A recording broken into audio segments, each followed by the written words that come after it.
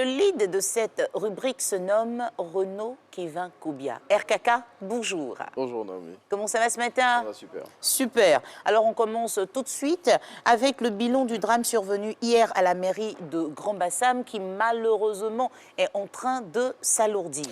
Oui, bonjour à tous. Ce bilan est désormais de 2 morts suite au décès de la jeune dame blessée qui avait été admise à l'hôpital général de Grand-Bassam.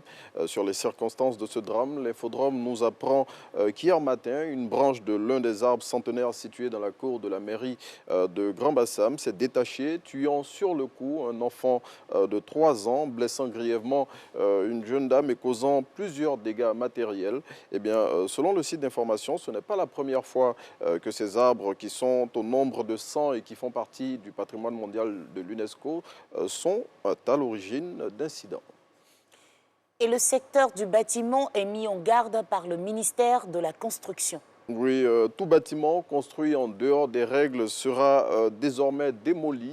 C'est le message envoyé par le directeur du guichet unique au permis de construire hier mardi 15 mars 2022 et c'était à la tribune d'échange hebdomadaire Tout savoir sûr, initiée par le Centre d'information et de communication gouvernementale. Selon Lanciné Sidibé qui est cité par l'Inter, c'est le manque de civisme qui est à l'origine de tous les effondrements d'immeubles enregistrés dans notre pays. Il a invité les populations à consulter la structure qu'il dirige pour tous les projets de construction.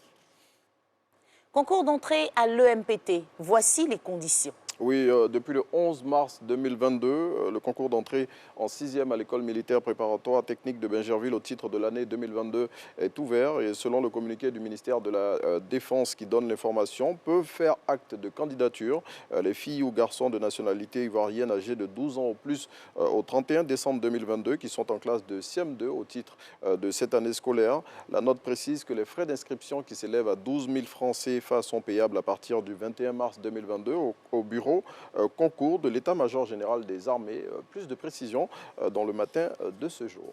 Arrivons aux prochaines élections sénatoriales qui se tiendront en 2023. Oui, c'est après les élections municipales et régionales que se tiendront les sénatoriales. Et selon Le Matin, Jeannot Ahoussou-Kouadio, l'actuel président de la Chambre haute du Parlement ivoirien, a déjà annoncé les couleurs en déclarant qu'il était candidat pour ces élections qui vont, pour rappel, permettre de renouveler les 99 membres que compte cette institution.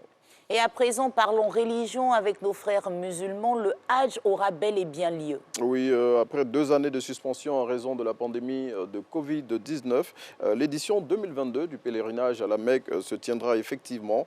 L'information a été livrée hier par le porte-parole du ministère saoudien du Hajj. Et suite à cette annonce, la direction générale des cultes a dit attendre le feu vert des autorités saoudiennes pour reprendre au niveau national les travaux de préparatifs du pèlerinage à la Mecque. Et selon la structure en charge du ministère du pèlerinage plutôt à la Mecque qui est citée par Abidjan.net, les pèlerins de 2020 qui n'ont pu effectuer le pèlerinage à la Mecque sont les prioritaires pour cette édition.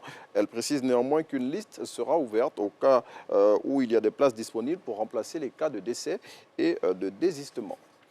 Amis téléspectateurs, savez-vous que la CAF effectue une mission depuis quelques jours ici en Côte d'Ivoire? Oui, les émissaires de la Confédération africaine de football sont en Côte d'Ivoire depuis le dimanche dernier. Et depuis qu'ils sont en terre ivoirienne, ils ont rencontré le ministre des Sports et de l'économie sportive, Claude Paulin d'en haut. Et d'autres rencontres sont prévues à leur agenda selon l'expression. Et bien pour tout comprendre sur les enjeux de cette énième mission de la CAF en Côte d'Ivoire, il faut lire le numéro de ce jour du Confrère.